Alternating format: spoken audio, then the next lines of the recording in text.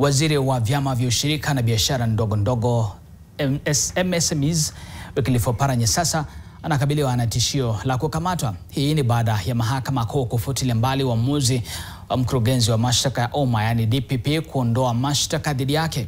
Hatua hii inajiri siku chache tu baada ya tume ya EACC kufika mbele ya kamati ya seneti ya uhasibu na kulalamika kwamba DPP amekuwa akiondoa mashtaka kiholela bila mashauriano. Victor Ngaruya sasa anaarifu.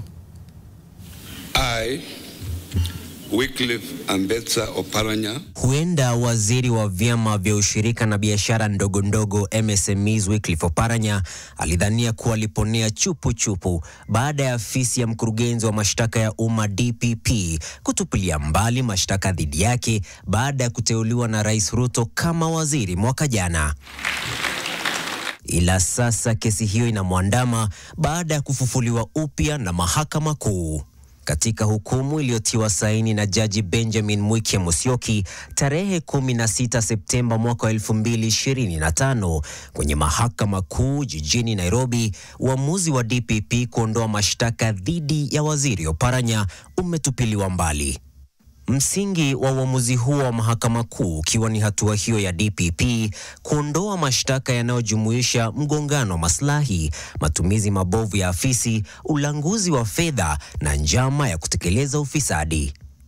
Tume ya maadili na kukabiliana na ufisadi EACC na mkurugenzi wa mashtaka ya umma DPP wamekuwa na mgongano mkali kuhusiana na hatua ya DPP kubadilisha msimamo wake wa awali wa kumfungulia mashtaka waziri Oparanya ambaye ni gavana wa zamani wa Kakamega.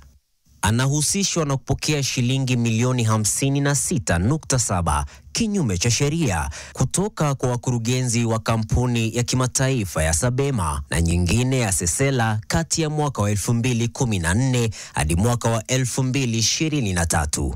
Julai 8 mwaka wa 2024, baada ya Oparanya kuteuliwa na rais kama waziri, ODPP libadili uamuzi wake ikidai ushahidi haukutosha.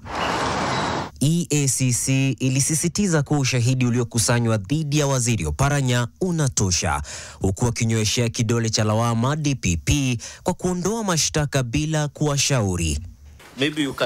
Hivi majuzi tarehe 10 mwezi huu katika kikao cha kamati ya bunge ya uhasibu wa umma, EACC ililalamika kuwa imekuwa ikitengwa na DPP katika maamuzi muhimu ya kuondoa mashtaka kwa washukiwa licha ya wao kuwasilisha ushahidi wa moja kwa moja. Victor Ngaruya, NTV.